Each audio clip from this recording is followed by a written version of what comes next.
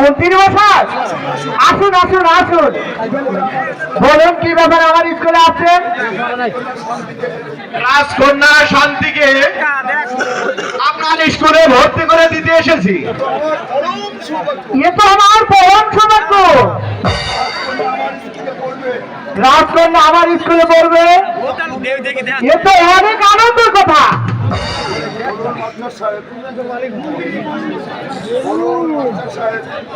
বলুন মাস্টার সাহেব, আপনার মাসিক বেতন ও ভর্তি ফি কত?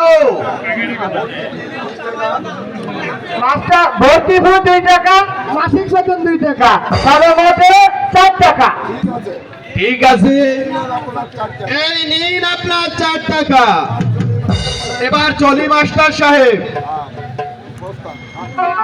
এবার আমি চলি শান্তি।